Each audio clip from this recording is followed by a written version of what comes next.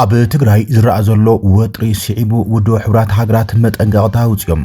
ኣብ ትግራይ ዳግም ከም ብሓዱሽ ዝረአዩ ዘለዉ ወተሃደራዊ ወጥርታት ስዒቦም ዝተፈላለዩ ኣካላት ሻቆለቶም እናገለጽዮም ዝርከቦም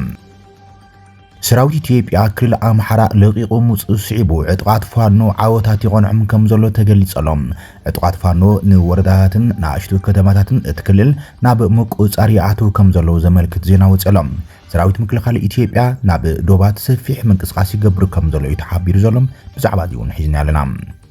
ኣስመራ ከቢድ ወጥሪ ተሰሚዖሎም ኣስመራ ሓለዋ ክልል ኣየራ ኣጠናኺራ ከም ዘላ ካብ ኣስመራ ሓዱሽ ምዕባለ ተሰሚዖም ኣሜሪካ ኢትዮጵያ ማዓስከር ታዕሊም RSF ተእንግደላ ዝብል ጸብጻብ ሙፁእ ስዒቡ ከቢድ ሳዕቤን ከም ዘሎ ኣጥንቂቓ መስራቲ ቴሌቪዥን ABS ኣቶ ኣማን ፍስሓ ጽዮን ካብዚ ዓለም ብሞት ተፈልዮም ነዞም ሓደሽትን እዋናዊ ምዕባለታትን መሰረት ገይርና ብዝርዝር ክንቕርበልኩም ኢና ትግራይ ሆራይዘን ሰብስክራይብ ላይክ ሼር እንዳገበርኩም ዜናታትና ክሳብ መወዳእታ ተኸታተሉም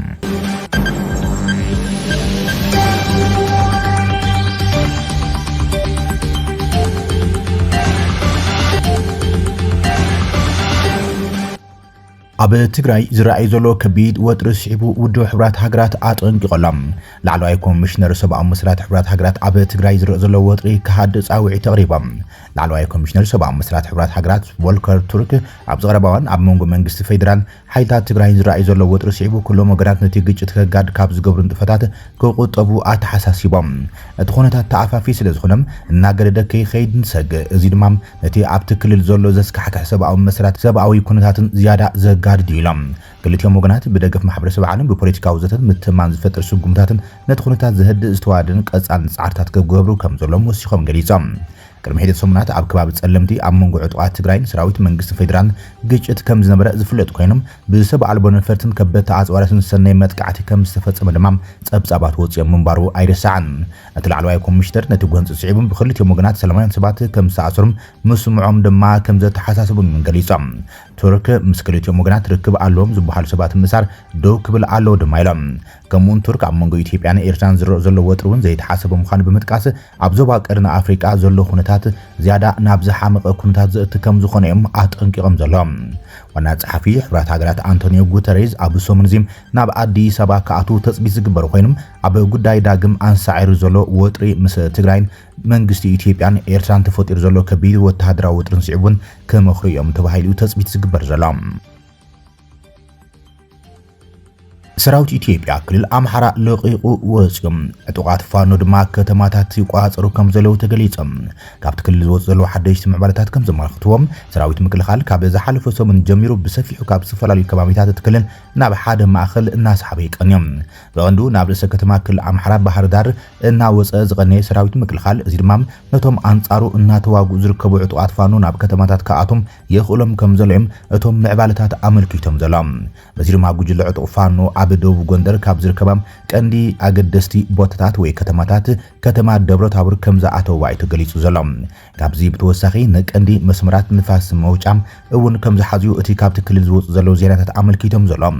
ሰራዊት ምክልኻል መስሓብን ኣብ ካልኦት ወረዳታትን ንኣሽቱ ከተማታትን እትክልል እቲ ጉጅለ ዕጡቕ ንክስፋሕፋሕ ኣኽኣሊ ኩነታት ተፈጢሩሉ ከም ዘሎ እዮም ድሕሪ ሕዚ ኣብ ክልላት ዘለዉ ዘይምርግጋዓት በዓልን እተን ክልላት ብናይ በዓልን ሓይል ፀጥታ ክከላኸላ እዩ ብወገን መንግስቲ ፌደራል ከም ዝተወሰነ ተሰሚዖን እዮም እዚ ድማ ሓይሊ ምክልኻል ኢትዮጵያ ናብ ዓለም ለኻውያን ዶባት ክዋፍርን ላዕላውያን ግዛኣታት ከጽንዕን ተባሂሉ ለምቕነ በዝሒ ናብ ዶባት ይግዕዝ ከም ዘሎ እዮም ይኹን እምበር እቲ ምንቅስቃስ ሰራዊት ምክልኻል ከቢድ ብድሆታት የጋጥሙ እዩ ዘሎ ነቲ ሰራዊት ምክልኻል ዶባት ንምሕላው ይገብሮ ዘሎ ምግዓዝ ትግራይ ንምውራርዩ ክብል ህወሓት ከም ዝከሰሰ ዝፍለጥ እዮም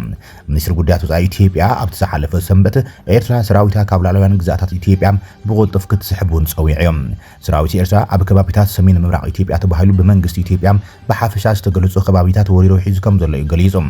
ወገን ሰሜን ምዕራብ ድማ ንዓመፅቲ ጉጅለታት ኤርትራ ሓገዝ ትገብር ከም ዘላ እዩ መንግስቲ ኢትዮጵያ ከሲሶም ኣስመራ ነቲ ክሲ ኣዝዩ ሓፂር ብዝኾነም ሙሉእ ሓሳብያ ነፂጋቶም ክልል ኣምሓራ ትማሊ ኣብ ዝርግሕ መግለጹን ሰራዊት ምክልኻል ዶባት ንምሕላው ኣብ ዝገብሩ ዘሎ ምንቅስቓስ ወያነን ሻዕብያን ንፋኖ ሊኢኾም ይዓግትዎ ከም ዘለውን ኣብቲ ክልል ይኹን ካልኦት ከባቢታት ኢትዮጵያ ንዘለዉ ዘይምርጋዕ ድማም ንክልቲኦም ማለት እውን ወያነን ሻዕብያን ከይስዎም እዮም እዚ ከም ኢሉ እንከሎ እቲ ቢሮ ሰላም ጸጥታን ዝርግሕ መግለጺ እቲ እንገብሮ ዘለና ውግም ምስ ወያነን ሻዕብያን ምዃኑ ህዝብና ክፈልጥ ኣለዎ ክብል ኣዘራራቢ ግብረ መልሲ ይብሉ እዮም ብወገን ህወሓት ይኹን ሻዕብያ ኣብዚ ጉዳይ መሰረት ብምግባር ወጋዓዊ ግብረ መልሲ የለን ኣስመራ ከቢድ ወጥሪ ከም ዘሎ ተሰሚዑ ኣሎ ኣዲስ ኣበባ ከበድቲ መጠንቀቕታት ኣብ ትልእኹል ዘለዋን ኣስመራ ተግባራዊ ስጉምታት ሙሳድ ከም ዝጀመረት ሓደሽቲ ምዕባለታት ወፂኦም ኣሎም በዚ ድማ ቀንዲ መዕርፎ ነፈርቲ ሃገር ዝኾነ ኣስመራ ሓድሽ ተርእዮ ኣሎ ክብል እዮም ፍልፍላት ሓበሬታ ካብታ ከተማ ገሊፆም ዘሎም ዓለምለኻዊ መዕርፎ ነፈርቲ ኣስመራ ኣዝዩ ፍሉይን ጽዑቕን ሓለዋ ምንቅስቓስን ጸጥታ ይካየደሉ ከም ዘሎም ካብታ ከተማ ዝወፀ ሓበሬታ ኣመልኪቶሎም ድሕነት ሓለዋ ክልል ኣየር ኤርትራውን ተጠናኺሩ ከም ዘሎ እዩ እቲ ጸብጻብ ሓቢሩ ዘሎም እዚ ተሰሚዑ ዘሎ ድማ ኤርትራ ኣብ ልዕሊ ኢትዮጵያ ወረራ ፈጺማ ከም ዘላ ብኣዲስ ኣበባ ኣብ ዝተኸሰተትሉ እዋን እዮም ኣብዚ ሕዚ እዋን ኣብ ዞባ ቀረን ኣፍሪቃ ዝረኣዩ ዘለዉ ከበድቲ ወተሃደራዊ ወጥርታት ስዒቦም ነቲ ዞባ ናብ ምሉእን ንምቁፅጻር ከጸግም ዝኽእል ቅልውላው ከኣቱ ከም ዝኽእል ተፈሪሑ ዘሎ ብቐንዱ ድማ ሃገራት ወሽመጥ ዓረብ ዝኾና ስዑድ ዓረብን ሕብራት ዓረብ ኤሚሬትስን በብገጸን ዝድግፍኦም ሓይልታት ኣብ ከቢድ ወጥሪ ምእታዎም ኣብ ዞባ ቀረን ኣፍሪቃ ንምሉእ ዞባ ዝልክም ጽልው ድማ ንምሉእ ዓለም ክበጽሕ ዝኽእል ሓያል ዞባዊ ኩናት ከይብገሱ ተፈሪሑ ዘሎ ኣሜሪካ ኣብ ኢትዮጵያ ማዓስከር ታዕሊም RSF ኣሎ ተባሂሉ ብሮይተርስ ጸብጻብ ምውጽእ ስዒቡ ኣብ ልዕሊ ኢትዮጵያ ከቢድ ሳዕቤን ከም ዘሎ ኣጠንቂቓላ ኣብ ወንበር ርክባት ወጻኢ ሴኔት ኣሜሪካ ኢትዮጵያ ማዓስከር ታዕሊም RSF ተእንግድያ ዝብል ጸብጻብ ምውጽእ ስዒቦም ሳዕቤን ከም ዘሎ ኣጠንቂቖም ኢትዮጵያ ምስ ሓይልታት ቁልጥፉ ኣብ ተደገፍ ወይ ድማ RSF ዝተኣሳሰሩም ዕጡቓት ማዓስከር ታዕሊም ተእንግደላ ዝብል መርማሪ ጸብጻብ ሮይተርስ ስዒቦም ኣብ ወንበር ኮሚቴ ርክባት ወጻኢ ሴኔት ኣሜሪካ ሴኔተር ጂም ሪሽ ኣጠንቂቖም ሴኔተር ሪሽ ኣብ ማሕበራዊ መራኸቢታት ኣብ ዘርግሖ መግለጺ ኣብ ኢትዮጵያ ብሶማሊላንድ ኣቢሉ ክኸይድ ዝኽእል ናይ ቀረብ መስመራት ዘለዎም ምስ ኤሚሬትስ ዓረብ ዝተኣሳሰር ናይ ዓሌት ምጽናትን ሸፋቱን RSF ስልጠና ማእኸል ከም ዘሎ ዝገልጽ ጸብጻባት ከም ዝሻቐሎም ገሊጾም ከምዚ ዓይነት ምዕባለታት ንRSF ከም ናይ ወጻኢ ግብረ ሽበራዊ ውድብ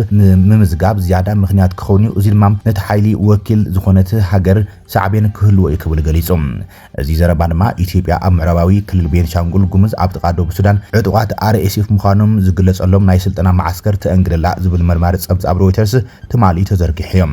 እቲ ጸብጻብ ንብዙሓት ዲፕሎማስያውን ጸጥታውን መንግስታውን ምንጭታት ከምኡውን ትንተና ምስሊ ሳተላይት ብምጥቃስ እቲ መሳለጥያ ነቲ ንእስ ወተሃደራዊ ጉጅለም ሓደሽቲ ምልመላታት ክህብ ከም ዝኽእል ሓሳብ ኣቕሪቦም ኣብ ሱዳን ውግእ ይቕጽል ከም ዘሎን ሰበስልጣን ኢትዮጵያ ድማ ኩናት ሱዳን ከም ዘለዎም ግደ ኣመልኪቱ እዮም ሰበስልጣን ኢትዮጵያ ግን ነቲ ኸሲም ብግልጺ መልሲ ይሃብሉን እዮም ብመሰረት ጸብጻብ ሮይተርስ ሓያሉ ምንጭታት ሓደ ላዕለዋይ በዓል ስልጣን ኢትዮጵያ ሓዊሶም ሕብራት ኤሚሬትስ ዓረብ ንህንጸት እቲ ቦታ ከም ዝመወለትን ሎጂስቲክሳዊ ደገፍ ከም ዝሃበትን ገሊጾም እቲ ማዕኸን ዜና ተሳትፎ ኤሚሬትስ ዓረብ ብናጻ ከረጋግጽ ከም ዘይከኣለውን ገሊጾም ሚኒስትሪ ጉዳያት ወጻኢ ሕብራት ኤሚሬትስ ዓረብ ኣብ ግጭት ሱዳን ኢድ ከም ዘይብሉ ብምንጻግ እቲ ተጻብኦታት ተሳታፊ ከም ዘይኮነ ብምሕባር ሚኒስትሪ ጉዳያት ወጻኢ ሕብራት ኤሚሬትስ ዓረብ ንምርመራታት ሮይተርስ ምላሽ ይብሉ እዮም ኩናት ሕድሕድ ሱዳን ኣብ 2023 ኣብ መንጎ ዕጡቓት ሓይልታት ሱዳን ከምኡን RSFን ቅድሚት ዝተወጠነ ፖለቲካዊ ምስጋር ኣብ መንጎ ዕጡቓት ሓይልታት ሱዳን RSFን ብዝተኻየደ ናይ ስልጣን ቃልሲ ተላዒሎም እቲ ግጭት ሰፊሕ ምዝንባል ሓደጋታት ሰብኣዊ ቅልውላው ከምኡን ዞባዊ ዘይምርግጋዕ ኣስዒብዮም ሮይተርስ ብተወሳኺ ኣብ መጀመርታ ናይዚ ዓመት ሓያሎ ኣሽሓት ዕጡቓት RSF ኣብቲ ቦታ ስልጠና ይወስዱ ከም ዘለዉ ዝሕብር ውሽጣዊ ጸጥታ ኢትዮጵያ ጠቒሶም ዋላ እኳ እቲ ትካል መንነት ናይቶም ኣብቲ ቦታ ዝነበሩን ኣብ ዙርያ ምልመላ ዝነበረ ኩነታት ብነጻ ኣካል ከረጋግዝ ከም ዘይከኣለን ተጸብጸበ ሮይተርስ ተገምገመ ናይ ሳተላይት ምስልታት ዕላማ ናይቲ መሳለጥያታት ብናጻ ከረጋግጽ ከም ዘይከኣለን ካብ ዝሓለፈ ሕማያዛ ዝጅምር ንጥፈታት ህንጸት ከም ዝረኣየን ይገሊጾም ጸብጻብ ብተወሳኺ ኣብ ገለ ዲፕሎማስያውን ጸጥታውን ምንጭታት ብዛዕባ ቅርበት እቲ ማዓስከር ናብ ዓብዪ ግድብ ሕዳሴ ኢትዮጵያ መሰረት ብምግባር ክፍተታት ከም ዘለዎ ኣመልኪቶም እናወስኸ ዝኸይድ ዘሎ ዞባዊ ወጥሪ ኣብ ልዕሊ ኣገዳሲም ትሕተ ቅርጺም ሓደጋ ክስዕብ ከም ዝኽእል ስግኣቱ ጠቒሶም መንግስቲ ኢትዮጵያ ብዛዕባ እዚ ክፍተታት ብግልጺም ርእይቶ ወይ ግብረ መልሲ ከም ዘይሃበሉ ሮይተርስ ጸብጺቦም ሮይተርስ ወሲኹ ሰራዊት ሱዳን ኣቐዲሞም ንኤሚሬትስ ዓረብ RSF በኣጽዋር ትጉፈላ ክብል ከሲሱ ከም ዝነበረ ዝፍለጥ ኮይኖም ገለ ዓለም ለኻያን ተዓዘብቲ ዋላ እኳ ተኣማንነት ከም ዘለዎም ተገሊጾም ኣቡዳቢ ግን እናነጸገታ ጸኒሓ እቲ ማዕኸን ዜና ሰበስልጣን ኢትዮጵያ ወከልቲ ሰራዊት RSF ከምኡን ሰበስልጣን ዕጡቕ ሓይሊ ሱዳን ንዘቕረበሎም ዝርዝር ርእይቶ መልሲ ከም ዝሃቡ ገሊጾም እዚ ክስታት ዝቐርብ ዘሎ ግጭት ሱዳን ጎረባብቲ ሃገራትን ግዳማውያን ተዋሳእቲ ኣካላትን ክስሕብ ይኽእል እዩ ዝብል ሰፊሕ ስጋት ኣብ ዘለሉን እዚ ድማ ንዞባዊ ጸጥታዊ ዳይናሚክስ ሰብኣዊ ምላሽ ጻዕርታት ክብድሆ ከም ዝኽእል ተፈሪሑ ዘሎ ኣብ መወዳእታ ድማ መስራቲ ቴሌቪዥን ኤቢኤስ አቶ አማን ፍስሐጽዮን ካብ ዝዓለም ብሞት ተፈልዩ።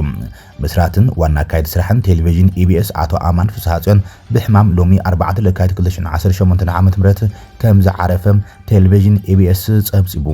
አቶ አማን ፍስሐጽዮን ኣብ ኢትዮጵያ ናይ ብሕቲ ሳተላይት ቴሌቪዥን ፈኖም ገና ኣብ ምጅማር ኣብ ዝነበረሉ እዋን ኤቢኤስ ቲቪ ብመመስራት ኣብ ዘመናዊ ሚድያ ኢንዱስትሪ ተሃገር ዓቢ ኣሰር ዝገደፈም በዓል ሃፍትን ክኢላ ሚድያን ነይሮም። ከምኡን ኣብ ወጻኢ ዝነበሩ ኢትዮጵያን ምስ ባህልን መንነቶም ሃገሮም ኣብ ምትሳር ዓቢ ተራ ተጻዊት ተባሂሉ ይምጓስ። አቶ አማን ብተወሳኺም ንመንእስያት ኢትዮጵያ ዕድላት ስራሕ ኣብ ቴሌቪዥን ከምኡን በቲ ቴሌቪዥን ኣቢሉ ሰባት ክእለቶምን ጥበቦምን ዘርእሉ መድረኽ ዝፈጠረ ጸላዊ በዓል ሚድያ ኢትዮጵያ ነይሮም። አቶ አማን ኣብ ጽላት ሚድያ ኢትዮጵያ ብዝገብሮ መተካእታ ዘይብሉ ኣበርክቶ ድማ ብዙሓት ይንድዎም። ሕልፈት አቶ አማን ፍስሐጽዮን ስዒቡ ቀዳማይ ሚኒስትር አብይ አሕመድ ሓዊሶም ብዙሓት ሰባት ሓዘኖም ኣብ ማሕበራዊ መራኸቢታት ይገልጾም ዘሎም። በዘጋጣሚ እዚ ንስድራ አቶ አማን ፍስሐጽዮን ከምኡን ሰራሕተኛታት ትካል ኤቢኤስን ትግራይ ሆራይዘን ምጽንናዕ ትምና።